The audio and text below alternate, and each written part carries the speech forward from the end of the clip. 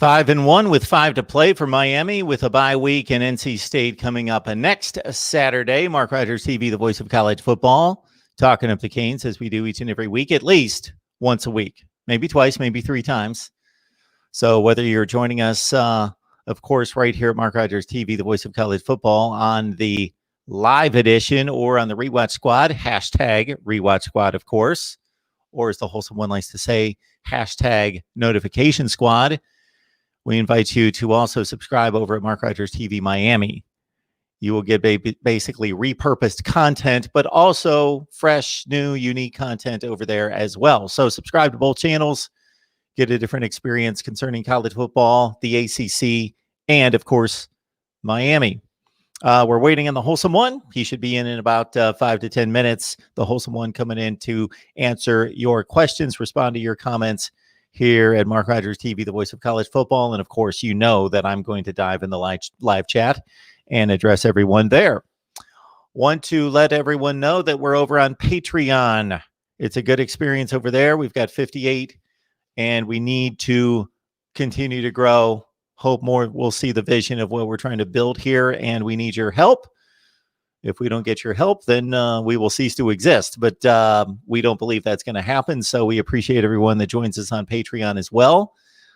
We've got my predictions over there. Betting advice from Steve Merrill of Pro Sports Info. He gives us his one lock of the week, which he did yesterday. Get an insider look into the operation of Mark Rogers TV, the voice of college football.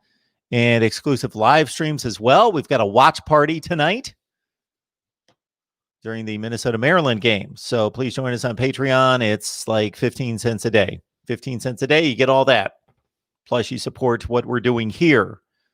So without the Patreon effort, we'll see how that impacts what we do here. So please join us on Patreon. You can grab the link down in the description section of any of the videos right there. All right, tonight, we're going full throttle here. This is our 4 o'clock live stream, Miami. At 6 o'clock Eastern time, we jump on over to SG1 College Football, where I take a call-in show, your comments, your questions, and everything in the live chat from you to preview the weekend, Week 9 in college football. I'll be over on SG1 College Football live at 6 o'clock Eastern time. Then we jump directly at our watch party. And we watch the Minnesota-Maryland game or whatever college football you want to check out. We'll be talking college football and keeping an eye on the Terps and the Gophers at 7:30 Eastern time on Patreon. Then we're not done. After the Minnesota-Maryland game, right back here with instant analysis and a preview of Week 9 in college football right here at Mark Rogers TV, the voice of college football. And if you can't keep all that straight, all you have to do is check out the post that we left in the community page right here. All right. We have a ton of good content. When you say comment and content as many times as I do, then it typically gets mixed up. But we've got a ton of good content here and over on the Miami channel concerning the Canes. I did a rundown of Rhett Lashley's performance at his previous stops and at Miami versus his predecessors and his successors. So check out that video, see what you think. A lot of people enjoyed that, and I've gotten requests to do the same for Blake Baker. Got 20 on the line. And who's in here? Ian McAllister, what's up? We got Bo, John Sarian, Orange and Green Blood, repping the U, Tabardine, of course. Always has to let us know that Manny Diaz is the best coach in college football. That's a known fact. That really doesn't have to be thrown out there. I think it's kind of the Michael Jordan, greatest basketball player of all time comment, at least until LeBron possibly eclipsed him. I don't know. That's a debate now. I think it's a legit one. But we won't talk the NBA here ever. But Manny Diaz is the best coach in college football. That goes without saying. That's pretty obvious. 6 and 5's 11, 11 and 8 11-8 sounds like the best coach in college football to me. Orange and Green Blood, good to see you.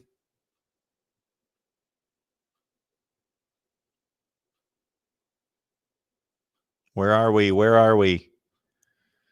Who else? Who else? Will Sky. Thank you so much, Will. Appreciate the contribution right there. That means a ton. It means a lot. Thank you so much. Taylor Walston. Yeah, you can catch the lock of the week from our guy, Steve Merrill, who can make you a lot of money over on Patreon. So just go to Patreon, search MarkRogersTV. Should be easy to find. Let me know if you have any issues with that, but nobody else has. So just go to Patreon, search MarkRogersTV, get your lock of the week. You get my predictions, which I am not telling you to go run and bet on my predictions. My predictions are fun, but still, as Steve told us yesterday, and also giving us betting advice, says, Mark, you must be on the money there, near 60% for, what are we working on? Close to 40 years of college football predictions out of me. 1982, about 82% against the money line. And we're just talking top 25 games. So I don't weed out. I don't just select the ones that are the easy picks. I just pick all the top 25 games, which I've been told by many people that predict games and odds makers and handicappers that is insane. You don't do that. You don't pick all the games and say, this is my record. You make your selections. You look at what favors your predictions. But no, I just pick all the top 25 games. I'm not going to be eating or not eating based on my prediction record, but it's still pushing 60% against the spread.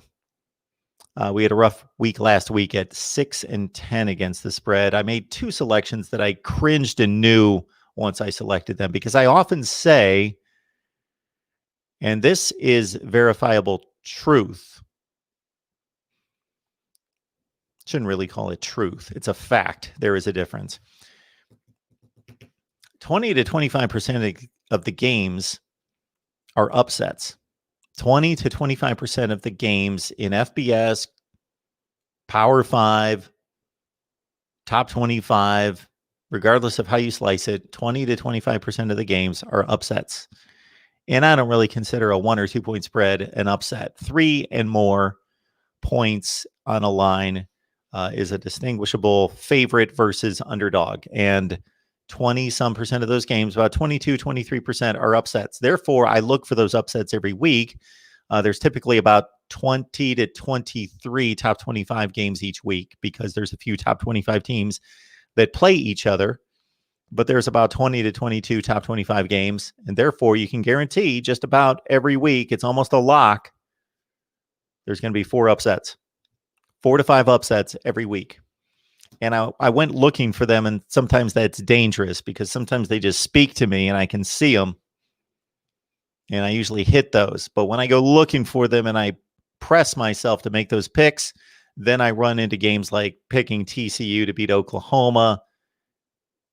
And what was the other one that I knew I was going to miss? Picking Pitt to beat Notre Dame. That was a popular pick amongst a lot of people, and I really didn't feel it, but I just was looking for an upset. So those would be the games that I kick myself for this year. There's been about 3 or 4 of those, and there always are. It's one thing to miss a game and still feel good about your selection, but it's another one when I knew not to make that move. So anyway, over on Patreon, my predictions, you get betting insight from Steve Merrill on Pro Sports Info, his lock of the week. You get an insider look, which has been received a lot of great feedback. And then we also get exclusive live streams per request. You make a request, I do a live stream. And then also our watch parties. We had a watch party a couple of weeks ago. We got one tonight at 7:30. But again, thank you so much, Will. Appreciate that. Ronan's in the house. Ronan, thank you so much. Ronan is a tremendous supporter, as are all of you, to various degrees. Here at Mark Rogers TV, the voice of college football. Go Mark, go Canes. And again, the wholesome one, let me know that he's running late. He's got a lot of things going. And Walla on cue. I believe he's jumping his way into the chat right now. and we'll get to them in just a second. You have heard enough from me, I'm sure, concerning Miami football over the last several days. We've talked enough, and I've presented my thoughts about the 5-1 start and what's going to happen going forward. I picked this team to go 8-3. I would think right now that 8-3 would be a bit of a disappointment, considering that they're 5-1 right now, and I believe that there are two teams that are anybody on the schedule can beat Miami. Anybody left can beat them. But in terms of who should be competitive with them, I'm looking at two teams. I'm looking at Virginia Tech and North Carolina. All right, it's good to have the Wholesome One on here. Hey, Mark, how's everybody doing? On YouTube, look up Wholesome One Holloway. How you doing today? Wild day, Mark. Wild day, man. But it's okay. I'm doing well. I'm alive. I'm breathing. So okay. I'm happy to make it by. I hope that's okay. I hope everything's in good shape. Oh, yeah. Yeah. All right. Well, we got a pretty good crew in here talking up Miami football thus far. And we had Cam Underwood on last night. We had a little breakdown I had on Rhett Lashley's offense. This is what I did the other day, Wholesome One, is I thought I'm just going to present the numbers. So I'm going to take Rhett Lashley at every stop, starting with Arkansas State, Auburn, Connecticut, SMU, now Miami. Look at his numbers in terms of national rankings and points per game, yards per game, rushing, passing. But look at where the program was before he got there and how the offense was performing, and then after he left at each of those stops. And I just laid it out there. And of course, there's so many other factors involved in terms of personnel, and you could have a great quarterback while you're there and not have a great quarterback before and after. There are so many other variables, but it is an interesting look at the production of Rhett Lashley's offense. So let's get things started with you. I saw 19 points on the board, and I watched the game on Sunday or Monday, and I saw good numbers out of De'Aaron King, and I was pretty much watching the game in like 2 and 3 play increments Saturday night because I was watching other games. So I was just checking in, and I caught De'Aaron's numbers a number of times, and I thought, why do they have 13 points in the fourth quarter? Especially when they, 2 plays and a touchdown right out of the gate. So let's start with the offensive performance across the board. Mark, I tell you what, it's not the fact that I'm in a mood. It's man, that game was probably one of the worst offensive. You could have honestly thought Enos was coaching the team. I mean, it was horrible. I mean, we would stall out, or the referees would magically call a timeout to like reset the clock a couple times, or they're reviewing too many players on the field and they'll turn around and review targeting 2-3 plays later. It was just a cluster of what's going on here. And not only that, mixed in with the rain and the weather, it just was a bad day. It was a really bad night for a football game, man. It was very sloppy on both sides, and not necessarily sloppy in turnovers, but just sloppy game, the boring brand of football to watch. And you don't expect that when you have a Miami team on the field, especially the Miami team that had shown itself the first 3 or so weeks of the season. We all knew we weren't going to sustain that, for 11, 12 games, let's just be honest. But at least something close to it. I mean, if I showed you the first 2 plays and then showed you the final score, you would say, did De'Aaron King get hurt?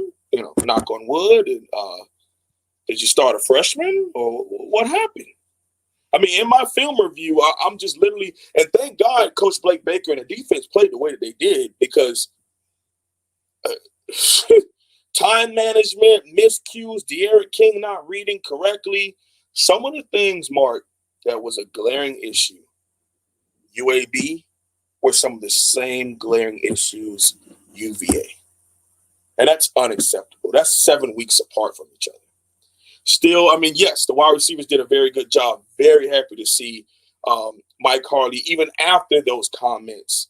Well, it was afterward, you know, he said that. But now looking back and rewatching a couple of times, it's really nice to see them respond. It shouldn't take something like that to respond.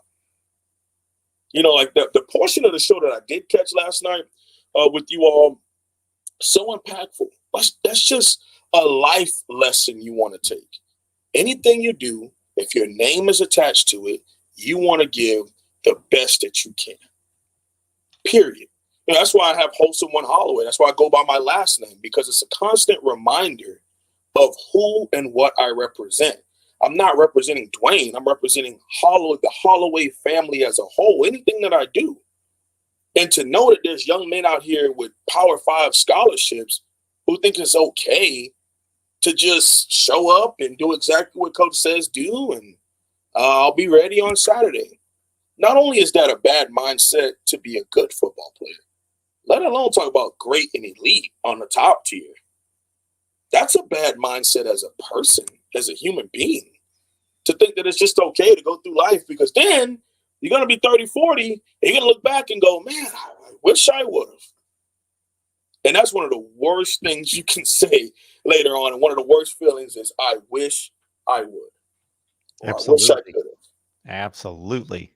And man, it just was really bad. My film session that I did, it was so much more defensive plays and explaining what went wrong. Just trying to explain to people why we are not what the fans think we are. I mean, number one, 7 games in, Mark, I can honestly admit we are nowhere near as talented as originally thought. Nowhere. I think the fan base is finally understanding that star system stuff, it's really cool. It's nice. It's a really cool argument to have. Hey, we signed a 4-star and someone else signed a 3-star. Really cool. Yeah. Those young men have to come here and put in the same level of effort, if not more, and fit the system. And we also have to have coaches that it just goes together with. Okay, if you got someone who's just like, it's an amazing player, but he has a really subpar coach, and then they're running the Georgia Tech triple option, I mean, are they going to get a chance to show all of that what they can do? No, because it doesn't match up well. And man, it's hurtful to know, based on those comments of Mike Harley saying that isn't just a now problem, Mark. If he as a senior is saying that, how long has that been within our program? How long? And that's just wide receiver. So now that explains why Ahmad Richard's arms never got any bigger. Why? Because he wasn't going to the weight room, he didn't do anything extra. You wonder why Lawrence Cager couldn't catch a common cold. He can't. He's not putting in any extra effort. You wonder why KJ Osborne transfers from Buffalo, Mark, and is our best offensive player. Why? Because he's used to putting in that effort. And that was the first time we saw any videos of our wide receivers catching balls after practice on a jug machine. And that's why I always try to explain to people, Mark, the biggest thing is these young men have to want it. You want to create an environment, yes. The coach wears a certain burden, yes. But as you saw, when a player makes up in his mind, I am prepared to take over a football game and make plays, you see what Mike Harley did. And that's all I ever try to, that's among other things, that I try to explain to people, is that it's an individual effort to put in that extra I'm not dropping the football if you throw it to me. I'm going to be in a position, I can't promise that I'm going to be open, because it may be really good coverage, but best believe if you give me a chance, I'm going to put my best effort to attack this football at a high point. And we just haven't had that in decades. And unfortunately, Mike Harley will always be the face attached to that. But now there was an actual voicing of a big problem in this program for as long since Butch Davis decided to take the Browns job over staying at Miami. Wholesome One, based on your dissertation to start the show, you'll be really pleased with this comment from Dad Heat 2. He's making his playoff prediction: Clemson 1, Ohio State 2, Alabama 3, Miami 4. Hey, That prediction, I love how he has bias. I love that. I love that. I think you would have to be at this point. Mark, wouldn't it be great if that's what it was? It would be cool if we were up there like that. But those three other programs have been building for decades, have been putting things together to get to that point. And that's what I have to understand is, we could have one really good year. We could have one good recruiting class. But when you run up into those big boys, it isn't about being scared, Mark. It isn't about not taking advantage of the moment. It's understanding this is a program. That means that from the bottom all the way to the top, they have the same mindset, and they've been doing this for years, filtering in and out. This is what we do here. If you're at Clemson and you're a wide receiver, this is what we do. You're a defensive end, this is what we do. This is how we do it. But we haven't had anything like that. And Mark Richt walked in and was like, what is this? You all don't have facilities? You got 5 national championships, you don't have a facility? You don't have multiple weight rooms? You don't have a track? Like, what is this? You all don't have uniforms that you wear? We didn't even have, listen to this part. We didn't even have workout t-shirt and shorts. We only had t-shirts. You had to wear whatever shorts you wanted to wear. A true program from the bottom all the way to the top of how you do things. This is how you stretch. This is how you do our warm-up sprints. This is what we do when we sound and when we clap. And, Ohio State does a little hoo, ha, whatever thing they do. That's how you do things. You build a foundation and you build on top of that, on top of that, on top of that, on top of that. And we just, never mind the administration not wanting to have a football program. And that's like top tier, because they want to be the Harvard of the South, which is cool. Hey, their goal is to cure cancer. So that would be an amazing thing worldwide. The University of Miami was able to do that. But can we please get a little bit of that money that we work to build the school with, put into our program? That would really help. I would love that. I think we all would. Mark, go to the next comment. All wins are good wins to a certain extent. I will take that off the screen here. I'm not entertaining that today. We'll get on to, oh man, we got that one again. All right, we'll go with something. We'll get something just energetic and something just neutral and just positive there with Danny P119 Live Squad. All right. Yeah, hashtag Live Squad. Facts. Hashtag Live Squad. Appreciate y'all for being here, man. Don't mind my energy. We're going to change it up. I'm going to brighten it up. But I just had to get a lot of that stuff off my chest. So, if we do get a couple thumbs down, thank you. I'm sorry, but not sorry. There's some things that just need to be said. I'm not calling into any individual, principal so-and-so or dean so-and-so or coach so-and-so. But there's a lot of things that we got to get fixed, man, if we ever want to get back. Because, Mark, something that I was having a conversation with one of the former players up here is, football isn't just lining up and playing ball anymore at the highest level. If you're a fast wide receiver, it isn't about the fact that you can just snap the ball. I'm faster than this corner, throw it out there, and I run up under it. It's become a science.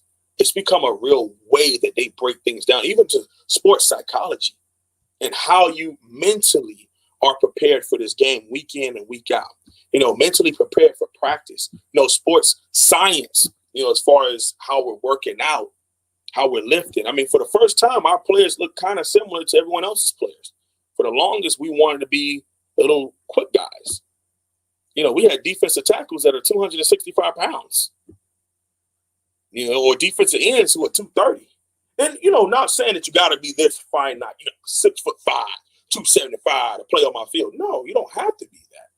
But there's just a way that if you're in a program, Mark, you see these pictures of players when they first walk in, all the way to their last day, whether it's to the NFL or it just happens to be their last senior day, something like that. They take a picture and it's a completely night and day picture.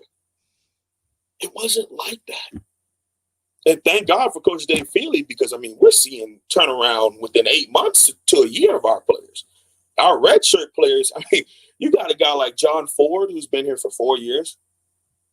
Jared Harrison Hunt has been a part of our program for a year and a half, and he's already getting more snaps than John Ford, who's been here for 4 years. Now, could that conversation be that one player is just better than the other? But how is it a guy that comes in at like 240, former basketball player, is pushing 280 and looks like a real interior lineman just 8 months to a year into a program, and you've been here for 4 years? I'll tell you how. Because the environment was not conducive to force these young men to get things right and get them in order, and especially in strength and conditioning, because it was really bad strength and conditioning going on there, and nutrition. But we're working on it, and that's the good part that I like, is moving forward. I think things are getting better, but we can't have those type of comments that Mike Harley said ever happen again. And thank him for saying it. I'm happy that he let it out. I'm happy that it's known now, that everybody understands it's been that bad for this long. Aberdeen wants to see us address the offensive line. So has there been improvement there? Nope. From left tackle all the way. We got a donation from LeBret. Good stuff. Thank you, sir. We'll get that to the screen. Okay, cool. So the offensive line, I mean, left tackle, it's been a Turnstein, whether it's Campbell or Zion Nelson. I mean, basically been playing 3 tackles. Left tackle has either been Campbell or Zion Nelson. At right tackle has either been Jared Williams or Zion Nelson. Either way, it's been a consistent downslide. On the interior, some of our better offensive linemen has been Corey Gaynor and Ja'Kai Clark, number 53 and number 65. But number 51, DJ Scaife, who was team MVP last year, has had a horrific last couple of weeks. I mean, just on his back, getting just put on his back, driven down, blown up. And I feel bad for him only because he's like 3'10", trying to play guard at the highest level, because he was an offensive tackle that we had to move inside because we had no one else to help us at guard. So I think once he's able to put on more weight the right way, we'll get a lot better. But, man, left tackle to right tackle, Mark, it's – if you want to talk about winning the line of scrimmage, we are not. If you watch that Virginia game in its totality, there are plenty of plays where the Miami offensive line was beat at the point of attack every snap, especially in run games. I mean, once the team keyed on to our clap and the ball goes, I mean, once they get our snap count, it's over. They start jumping and then they just start cutting into these gaps, and there's nothing. It's just nothing that we can do about it, man. And help is on the way. I think we got some really good offensive linemen in this recruiting class, and we have some that are still on the bench who are young. But that does not excuse the fact that the older players are just not playing up to par. And, unfortunately, Mark, the biggest thing is just realizing that some guys are just not there. They're just not that. It's really bad. We talk about Cam Harris, or we get on De'Aaron King. Now, his misreads are a big problem in the program also. But we get on our backs and our running back for sacks and not being able to cut up and run for 100 yards. Well, if the young men on the line are getting embarrassed, how do we expect anybody else to make any plays? By Virginia, Mark. And no offense to them, but Virginia players, are they going to be on Sundays? Probably not. Probably some really good coaches. Probably some really good, I'm not going to say used car salesmen, but, some doctors, maybe some lawyers, some strength and conditioning coaches. But you're not going up against any first round, second round draft picks. And to have them just blow us back on a consistent basis, it's not good. It's not good. I only saw a few plays here and there of Virginia's previous 2 games, but considering the competition, they lost to Wake Forest and NC State by 17. Each of those games. Wake Forest and NC State by 17. And those are top of the middle tier ACC teams, and we're considered the 3rd best ACC team. So is it that much of a drop off between Clemson, Notre Dame to Miami? Seems like it. It seems like it. And like I say, man, oh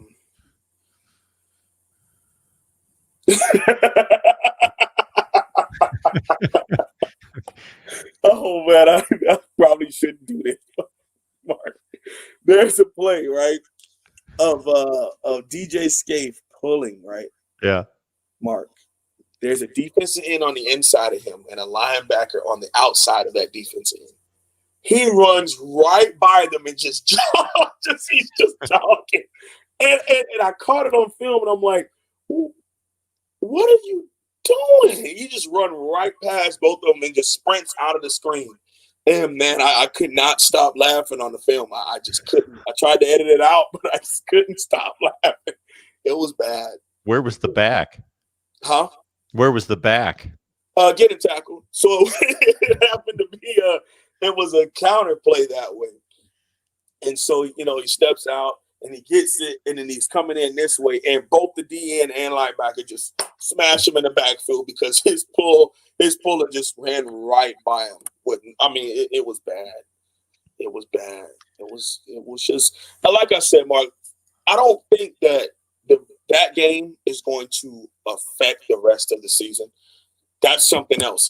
We see that it's almost like every game is its own season. Week to week, you're seeing people. Look at Notre Dame. They almost lost to Louisville and then shellacked Pitt the very next week. It's like you got to be able to put whatever happened behind you, good or bad, and go after the very next game. That's it. Just deal with whatever is this week. The biggest opponent for Miami this week is itself. Do a lot of self-evaluation. That NC State game next week, not a pushover by any means. Am I here to say we're going to shellac NC State and we're on to Clemson, ACC championship game? If that happens, I'll be very happy. If not, I'll be very disappointed, honestly. But I wouldn't be surprised. Disappointed and surprised can be 2 different things. But what I am going to say is we got to look within ourselves and do some self-evaluations offensively. There's no way in the world we get to the point where we're 7 weeks in with a dynamic player like De'Aaron King and he can't perform the read option. There's 2 rules to it. If the DN stays there and reads you, you hand it to the back. If he slams down on the back, you keep it and run. Does it sound a lot easier? Yeah, the bullets flying and going 100 miles an hour, maybe it's not the easiest thing for me to sit back and read. But as much as we've done this week in and week out, including whatever you do in practice, some of those misreads, Mark, are like horrible. Touchdown missing misreads. There's one where Jalen Knighton could have walked in the end zone untouched, Mark. Untouched against Pitt. Nope. Thank God we scored on the next play on a dump-off pass to Will Mallory. But it's some of this stuff has to become inexcusable. Now, I'm not saying you're going to pull in and just, we're going to yank you out if you can't read it. The coach is going the game. You mess up, I'm going to yank you out too. You don't necessarily have to say that in game. But there needs to be some tough conversations, which may or may not even be happening right now. As we speak, as we're all live, De'Aaron King could be getting chewed out. The O-line could be getting torn a new one. Defense could be told, y'all suck. Whatever is being said in those meeting rooms. But on Saturday afternoons or nights, we need to be able to see a different team. Because what we've seen can easily go 5-5 as they can go 10-1. That ain't even real math. What is that, 5-6? they can lose the rest of these games as easily as they can win the rest of them. Yeah, I would agree with that. I don't expect it to happen. I think they're the better team in every game. The North Carolina game, I think, is a bit of a toss-up, but we'll see how the two teams are playing going into it. Mark, if we don't show up, we will get blown out. Like, I mean, UNC's no world beaters, but if that team shows up that just went out there and was going through the motions and put up 19, that UNC team is, yeah, they're nice. But like you said before, as I was hopping on, a couple teams I'm worried about. NC State, 4 teams worry me, Mark, 4. NC State, Wake Forest, GT, UNC. Not Virginia Tech. The reason why Virginia Tech, some of those games I think we're just going to be motivated for. Like Georgia Tech, Virginia Tech, because of what happened last year, I think the team's going to be ready to go. Some of those games where the players are self-motivated, the coaches don't have to say anything, it only adds to how motivated they are. Because Virginia Tech is a little different from Georgia Tech. Virginia Tech was one of the worst games, period, offensively or defensively for Miami. In that shootout last year. You know, Mike Pinckney giving up 3 touchdowns by himself. And just mind-boggling to think. You're talking about with the H-back coming out, catching those passes. Yep.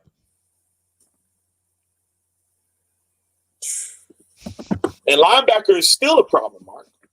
Still a problem. So what does that say? It's going to take time to recruit. It's going to take time to develop to get that problem fixed. Now, could we have had Justin Flo and probably could have fixed it instantly? Yeah, but, you know, there's certain things that other schools can do that Miami can't do, if you catch my drift. LeBron, thank you so much for the Super Chat contribution. Just posted that to the screen, had that on for a while, along with Ronan and Will Sky before Wholesome One was able to jump on, so we appreciate all your contributions. Everybody hit that like button. Subscribe over on the Wholesome Ones channel. Get on over there. If you've not subscribed there, subscribe here. Subscribe at my main channel. You get a little bit different of a college football experience, but even with Miami in particular. All right. Dennis says the defense is not disciplined. That's a funny term that he picked. That's a funny word to put discipline. I don't know if I would say they aren't disciplined, Mark. What I will say is that there is kind of hit and miss position by position. I mean, at defensive tackle, you have Nesta Silvera, who's playing pretty good. I mean, he's playing some really good ball. But next to him, it's kind of hit or miss. Defensive ends, who are pretty, I wouldn't say elite, but we're pretty darn good at the end. I mean, Quincy Roche, I kept calling him Donald Cheney Jr. because the double numbers throw me off sometimes in film. Oh, yeah. It just throws me off, man.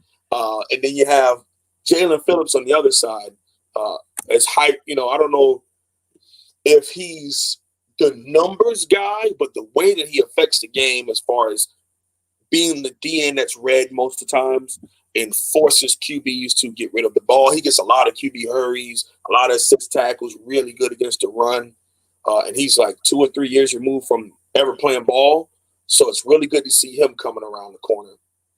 Linebacker has just been bad, except for B.J. Jennings, who had a really good game this past week. Number 53 is one of the worst players on our team. Safety, hit or miss, because it's Bubba Bolden, but he's been having a downward spiral. That Virginia game wasn't the best game for him either. But Gervin Hall and Amari Carter, I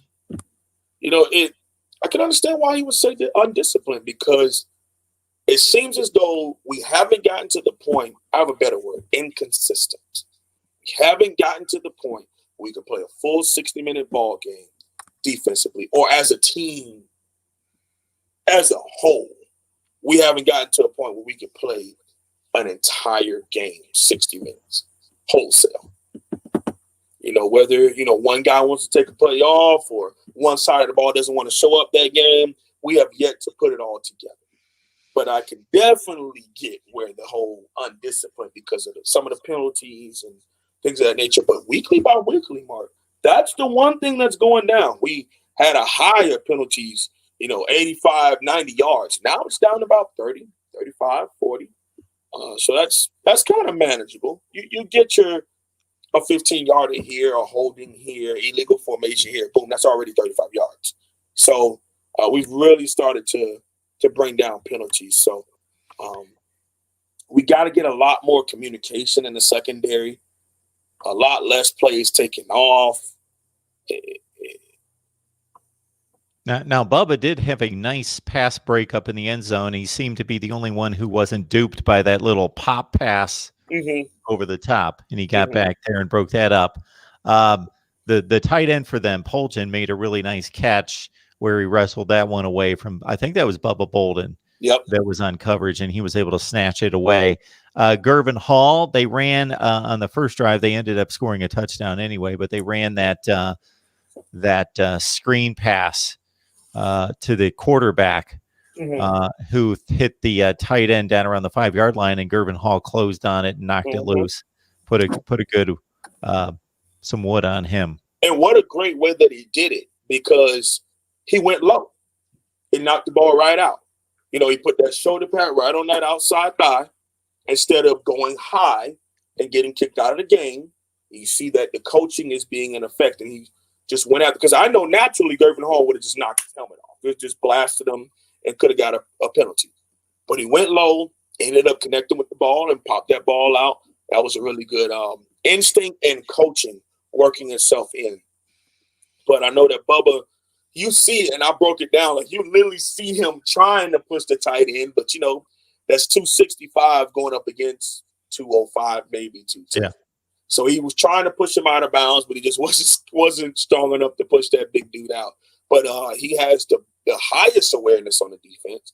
He tends to be able to figure some things out. I mean, he's just a playmaker, and I'm praying we can hold on to him, man. I'm praying that he doesn't leave, because I think right now he's already playing at like a top 70 pick if he were to leave. So he has some really nice, I don't really know if he's a first rounder just yet, but I think somebody could take a chance for him mid-second, early third with that size and length, man. He is, whoo. Wholesome one. Martin makes an interesting point here that is completely away from the field and revolves around the fan base and the perception and the contentment of the fan base. And I hadn't thought of this, but I bet this does affect a lot of people. So Martin says, good evening, Mark and Wholesome. I think if Miami fans and other college football fans stopped gambling on games, they would enjoy the game more. Well, I would agree with that. I can completely enjoy college football or any sport, the NFL, without putting $1 on the games. I predict the games. I've gone this entire season. I haven't put $1 on any games. There have been other seasons where I've had a system and I played it out and whatever. You just have to know how to manage yourself and know your own psychology. It's like playing the stock market. You just need to know who you are, and you can't get emotional about it. But I think Martin picks up on something here that I bet a lot of football fans in general, and since we're talking Miami, get worked up because maybe the team won the game, but they didn't cover the point spread, and so that they're disgruntled about that. Of course, the wholesome ones, speaking strictly from a performance standpoint, the team is not playing to a performance level that they should. I mean, I think that's a solid point. I've never put any money on games. I don't know how that technically works. I mean, I've always heard people say like over and under, you have your thing on Patreon that you do. So I can't really talk about gambling because I don't know anything about it, but I can see where that point can be very valid. One Concrete Show is making the point here that at least the team is beating the teams that they're supposed to beat. So while you were going through your rant off the top there, Wholesome One, I was thinking, yeah, when there was that playoff prediction, and I know it was in jest, but there are other people that come on here on a regular basis that do make playoff predictions that include Miami. And sure, you're fans, you can say whatever you want. But at the same time, the team is not near a playoff team. Do they have the opportunity to get to the playoff? Absolutely. They've only lost one game. They could win the rest of their games, beat Clemson, win the ACC, go to the playoff. It's right there for them. Do they look like a playoff team? No. Beating Virginia and Florida State's a disaster. They were the only team that they really just annihilated. And Louisville and those teams, no. When you're talking about Alabama and Ohio State and Clemson, like they go through a gauntlet of teams, and they still, they leave LSU and Auburn and Georgia and Florida and those kind of teams in their path that they've beaten down, and they're still not always satisfied. And it's funny. 5-1. It's funny that you say that, Mark, because I have this argument a lot. People are like, "Oh well, Ohio State runs through a horrible Big Ten. And Alabama runs through a down SEC." You don't think that that's done purposefully? Like, you don't think that them being that good creates them to look that bad? I mean, if we played Michigan, who you think wins, Mark? Who do I think? I think Michigan's better than Miami. Yeah, I mean, if we play if we play Georgia, what would happen? Georgia wins. Probably not good. So, like, it really bothers me when people say things like that, because those are programs that have built it to that level to become that good. I mean, Bama and Georgia was on the same field. Here's a top 5 team that got beat by 20. There's a big, and if you watch the game, it really wasn't that big of a distance. No. Alabama made some big plays, third and fourth quarter. Really, fourth quarter that separated it. And the quarterback position became a big difference. Exactly. If Georgia maybe would have had a seasoned, if they had Fields. I mean, well, oh, my goodness. I'm not going to get there, but I'm just saying, you talk about these top-tier teams, man. I don't, as a Miami fan and as someone who respects college football, I really don't like comparing and mixed matching, or what if this guy played this guy? I just think there needs to be an understanding of respecting and just appreciating college football. It doesn't always have to be one versus the other until we play. So we line up and play against each other. But the fans who think that, Alabama, they just run through an easy schedule, that's far from true. All right. Miami is working and building, and we're just not on that level yet. Is that a bad thing? No. But what we got to do is understand we're just not there yet, and that's okay. What's the foundation for this year, Mark? I believe not only did I say this, not only has Cam said this, but we've been saying it for years on top of years on top of years. Build a foundation of beating the teams you are supposed to beat. Beat them. Now, if you want to get into dominating them and shellacking them and embarrassing them and really separating yourself from coastal teams, that's years down the road, honestly. 2 or 3. But if, let's say, Mark, fast forward to 2022, Miami has not lost a coastal game in 2 whole seasons. Wouldn't that go a long way for building a true foundation? Is that realistic? Probably not right now. But you want to get to that point, because even Clemson has an Atlantic loss every now and again. It just throws everything off, and everybody's like, whoa, what happened? But those things happen. You want to become to the point where you're able to handle those teams, and then we can springboard. And a team like Miami can do it a lot faster than some of these other programs, because just geographically where we're located and how we handle things, it can happen.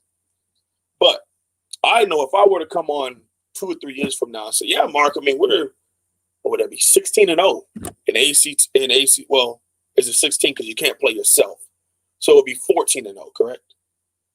Well, they play 8 conference games, so it would be 16-0. Yep. Yeah. We're 16-0 in the last 2 years. Then you could honestly say, yeah, I mean, Miami's probably a top 15, 18 ranked team, maybe creeping at top 10, teetering at that 12, 11, if we're being logical about it. Now, I hate realistic, logical about it. And maybe they have a game or two where they play a really good team, they take a loss, but they knock out 7 straight in their conference. Go play Clemson or go play whoever wins the other side of the ACC. Could be Notre Dame. Who knows how that works. And see what happens. But we have to get to the point where we're building. And I'm big on domination, Mark. That's where I am. I want us to dominate. But I also know there's a ladder. And yes, we can skip a couple prongs because, I mean, Miami goes 10-1 this year, go to the ACC championship game. Let's say we go to a middle-of-the-road bowl game, finish out 11-2, at worst 10-3. There's a chance we either keep this recruiting class that's already top 10 right now or add a couple too. And now that's back-to-back top 15 recruiting classes to where you're building. Okay, so you build on recruiting, plus you're building with winning on the football field. So you're winning off the football field recruiting, you're winning on the football field.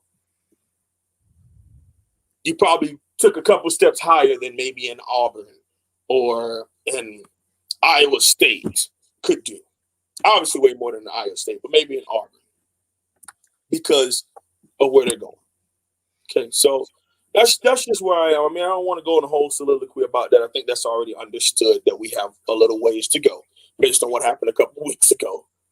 You know, you and I had, answer for some of the things that I said because I felt like we finally bought in and we were going to play that brand of football. But obviously, Coach Britt Lashley forgot all of that and left it in Coral Gables when he got on the plane to go to Clemson, South Carolina. Okay. I'll try to make this brief. I'll run down my synopsis of the whole Miami situation in regards to the opposition and what should be expected and what is the reality. I think the last time Miami beat a quality football team, when I say quality, I'll say top 10 to 15 team in the country, would be the back-to-back weeks when they beat Virginia Tech and Notre Dame and whipped them both. Annihilated Notre Dame, whipped Virginia Tech decidedly in those back-to-back games at Hard Rock in 2017. Agreed. The only time before that I would say is just maybe 9 months before that when we beat West Virginia, a solid West Virginia team. Absolutely. I would agree with that. But go ahead. I'd say since then, all the wins have been, beating teams that you're supposed to beat and generally not looking good doing it, but sometimes looking good doing it. The step in the right direction this season, just looking at results, would be that instead of losing to a 3-9 Georgia Tech team, losing to FIU, losing to a 5-win Duke team, losing those games, you've beaten everybody you're supposed to beat. Everybody that's lined up that you're supposed to beat, you've beaten them. Some haven't been so impressive, Virginia. Some have been more impressive, Florida State. Is beating Florida State this year like beating Florida State another year? Obviously not, but they can't be embarrassed about who the opponent is. You just play who's out there. As I stated a couple of weeks ago when we were talking about this, unfortunately, until North Carolina and possibly Virginia Tech, and I don't know that they're quite where I would want them to be to make this statement, I would like to see Miami play. See, we saw them play one of the 3 best teams in the country. And now we're seeing them beat like the 50th teams in the country. Maybe. Florida State's not near the 50th best team in the country even. That's who they're playing right now. It would be great to see them go out and play Michigan, go see them play Texas A&M or see, a top 10 to 15 type team just to see where they're at against that team. That would be fascinating. I don't think they're quite there, but it would be a really good game. It'd be fascinating, intriguing. And if Miami walked away with a win, I wouldn't be shocked by any stretch. Now, if somebody pointed a gun to my head and said, who's going to win the Michigan-Miami game, I'd say Michigan. All right, Mark, let me ask you this. Who wins the Texas-Miami game? Wow. That's a toss-up, isn't it? That would be interesting. Who would win the Texas-Miami game? I think Miami wins. I think Miami wins if the right Miami shows up. But you could say the same thing about the right Texas. That's because you watch Texas, and that's why I say there's 2 teams that I think we're super analogous to, and that's Texas and USC. And a third one that a lot of people don't like, Auburn, because they can catch you off guard just easily. It's going to be a tough out, but you may be able to the cat's out of the bag when it comes to Coach Malzahn's offense. If the defense decides to show up that week, it could be a little harder for you, Yes. So either way, it's like it's a toss-up. I mean, because Ellinger, who's he throwing to? But then who's Miami going to block on that defensive line? So I think that would be one of the bowl games I would love to see because I think it would be really coached. We would be out-coached So it would come down to the players. We would. Well, Manny Diaz is the best coach in college football. Wholesome one. So I don't like know where you're getting that. people were on here saying De'Aaron King was the best QB in the nation. So the last point I'll make, I just wanted to make the note of, in my estimation, the last time they beat really quality teams, and I defined that by a top 10 to 15 team in the nation. Virginia Tech, not so much, but the Notre Dame game for sure, because Notre Dame went on and they went, I believe, 10-3, won a pretty major bowl game, finished in the top 10 or 12 in the nation. So that was a very quality win. Notre Dame didn't disappoint that year, and they pulled through with a really solid team. And then they're winning the games that they're supposed to win, which they didn't do last year. Now, the note about the Big Ten. Now, I know I'm a defender of the Big Ten, but come on, some of the people that made comments about the Big Ten's trash and the ACC is better than the Big Ten. The ACC is not better than the Big Ten. So, it's so hard, Mark, I tell you. Because what happens is it's not just Miami. It's just people who are so secluded to their favorite team that they just can't appreciate college football. Just college football on it. Go ahead. Maybe you could explain it better. It sounds different coming from you than coming from me. Go ahead. I would love if it was reasonable for us to have a debate about the best conference in college football, the second best, the third best, but it's really clear the top two are the SEC is the best conference and the Big Ten is the second best conference. Then the other three, I think we could argue all night. Interchangeable, yeah. Oh my goodness, we could argue all night. And for anybody who's in the live chat that has made those comments about the ACC and derogatory comments about the Big Ten, I'm not going to go through the litany of results and comparisons that are easily justifiable based on the non-conference games that are played every year, based on the bowl games that are played. It's very easy to defend the Big Ten as the second best conference in America. It's not even difficult. So I'm not going to get into all the score results and everything, but I will summarize all of that by saying the ACC went 5-19 against the other conferences last year. Whoa. And Clemson won 3 of those games. That's bad. And we lost to Louisiana Tech and FIU, so. Didn't even include those 2. Those are just the Power 5 numbers. And one of those wins was against Rutgers. So you got Clemson with 3, and you've got the other one was against Rutgers. What did you say?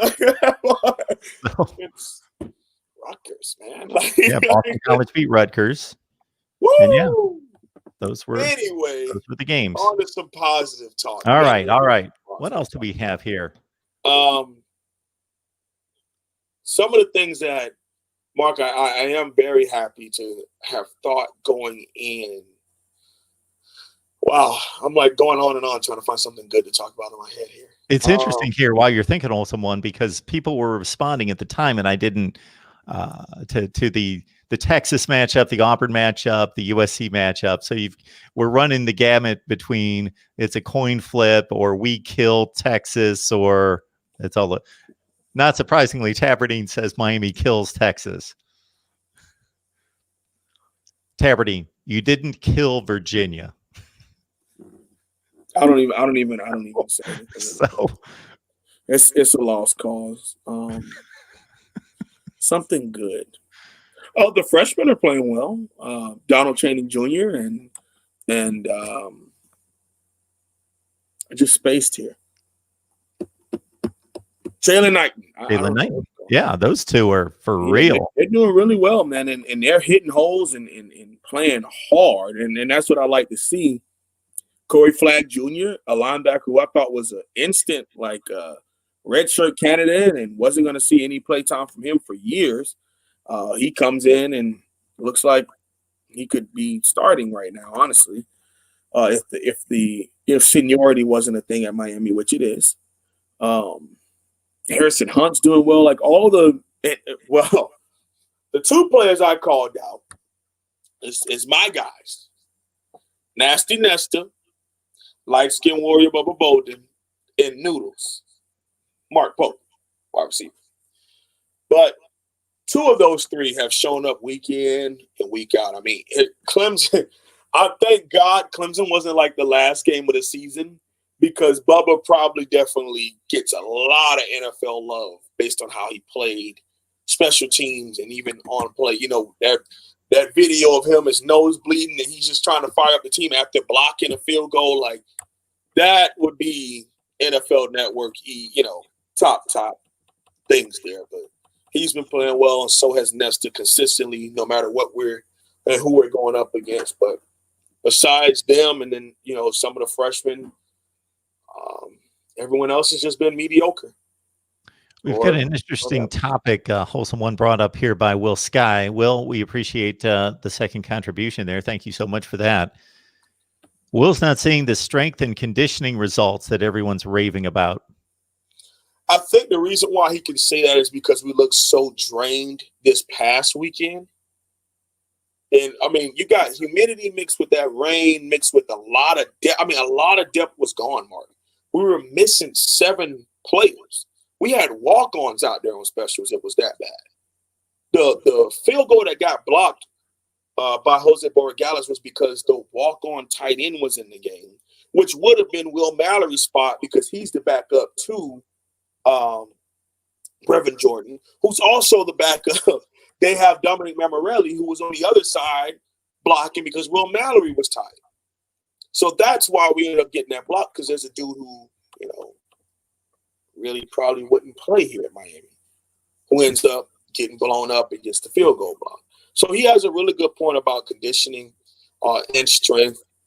But I think we're going to see a refreshed team against NC State moving forward. But I think we shouldn't really judge the team too hard off of this one game, because I know from a fact, studying and doing film week in and week out, week in and week out, there's a different Miami team that shows up every week. I don't know if it's going to be the good Miami. I don't know if it's going to be average. I don't know if what side wants to show up. But there's inconsistency throughout this entire program of how we want to handle things, how we want to do things. So I definitely can see where he gets get that sentiment from. So considering everyone that Miami's beaten is in that same general place in regards to their quality of play, Florida State would be at the bottom end, and we saw them just get obliterated by Louisville. That was, you talk about an embarrassment. Oh my word! Jabs, Mark. Keep taking your jabs at that program. An embarrassment. Ooh, praise God.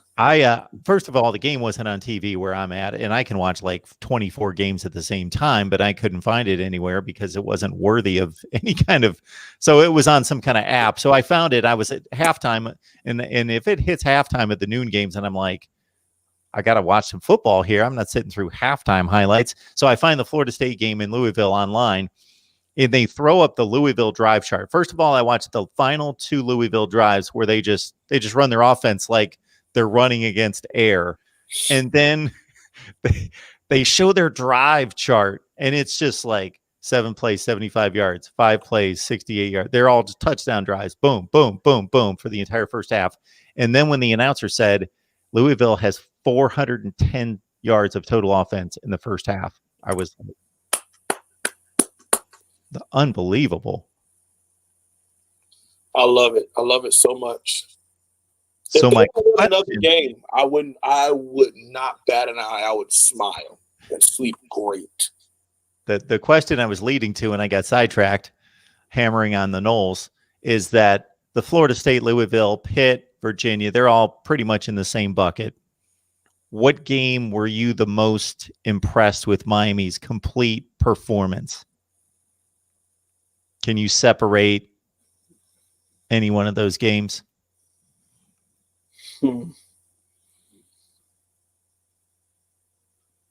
Maybe Louisville, Mark. Pitt, I was very angry. UAB was boring. Clemson was embarrassing. Tallahassee was probably our peak. I don't know if we'll ever play like that again. Virginia, atrocious. What else am I missing? I think I'm missing one game in there. Louisville, Pitt, Florida State, Virginia, if you want to throw UAB in the mix. most complete game is probably I would have to say it would have to either be Louisville or Tallahassee, and we've been on a downward spiral since then. I have not seen a complete game, period, and the best game was Louisville. And even then, I just hated it.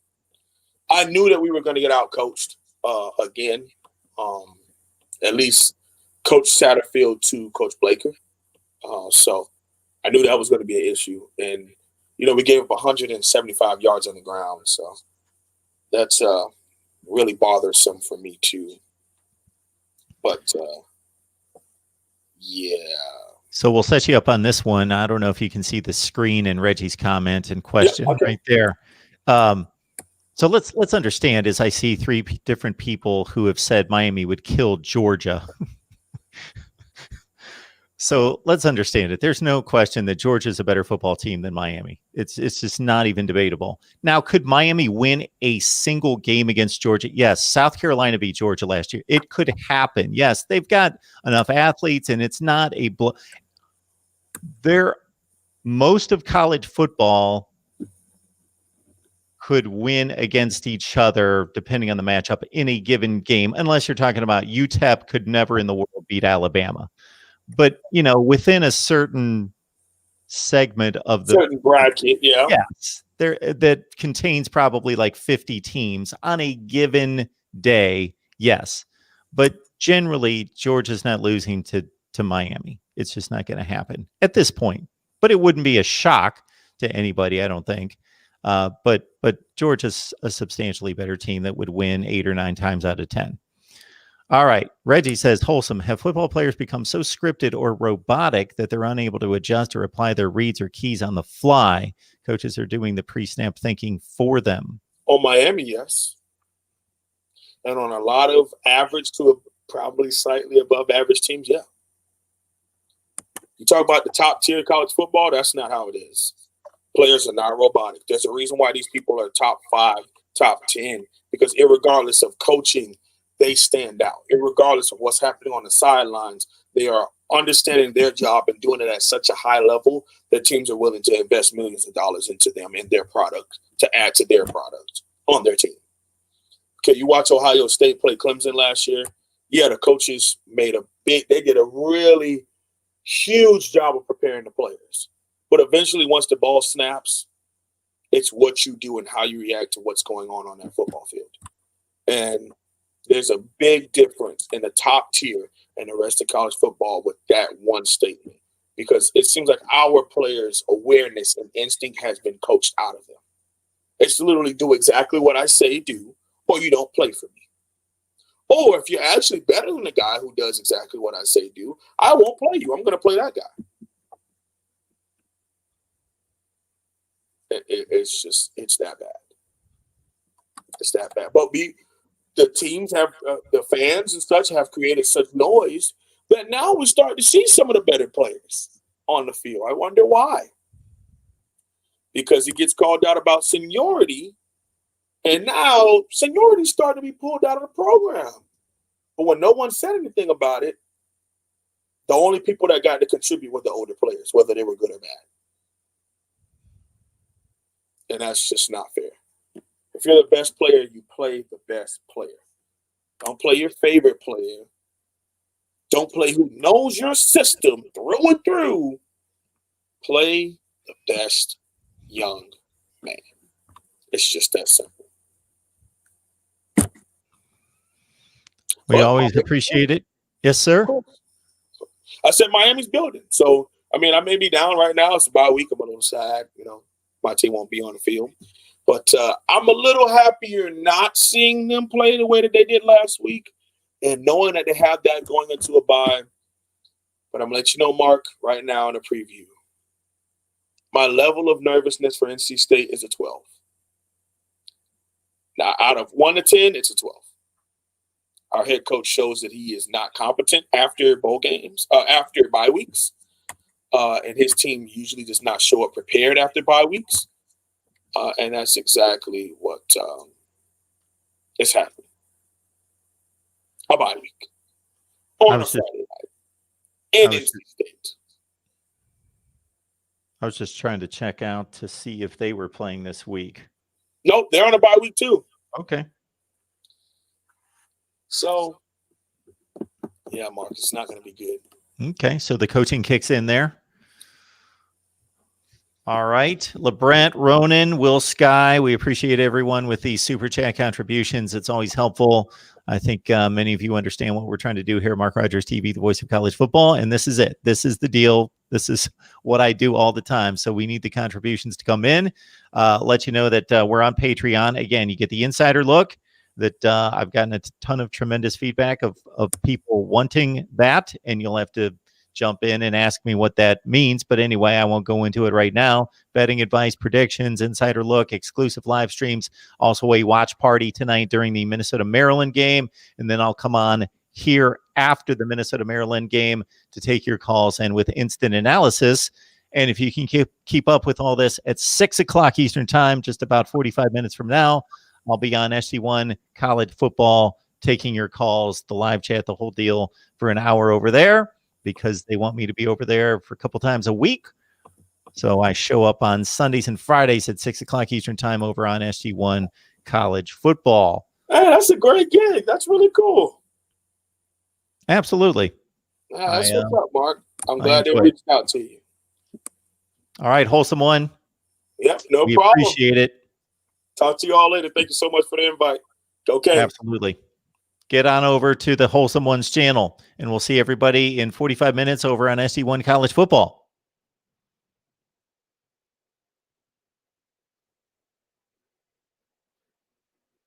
LeBrant, thank you so much for the super chat contribution. I will pass that on to the Wholesome One as well. Explain the offensive line playing good with a freshman, not CH. Anyway, we'll get that on to the Wholesome One. And of course, just continue to lock it in here at Mark Rogers TV, the voice of college football, and the Miami channel. And we present Miami football constantly, as well as everybody else. We started a Nebraska show. And this is something that to keep us viable and running here, keep this in mind. If you have any contacts in regards to people that own businesses, or maybe you do yourself, that would like to sponsor the show, keep that in mind, because we didn't have a Nebraska show. Think about doing 98 versions as we have. This is our 98th Miami live show. And think about us doing this every week just to do it, basically, just because we love college football and know that you love Miami. But we started a Nebraska live. Why? Because somebody came to me and said, Mark, I got you a sponsor to do a Nebraska show. And I said, I don't do a Nebraska show. I don't have any Nebraska guests or contributors. And they said, well, you better get them, or just do a Nebraska show by yourself. But I've got a sponsor to do a Nebraska show. So last night we started a Nebraska show. So if you know anybody out there, again, if you have a business contact that would fit the Miami show that we do here, certainly let us know. You can always contact me at MarkRogersTV at Gmail. All right, everyone. Great to see you. Cheryl, thanks so much for keeping us straight here in the live chat. Cheryl does an amazing job as moderator. So thanks to Cheryl. Thank you, everyone. We will see you soon.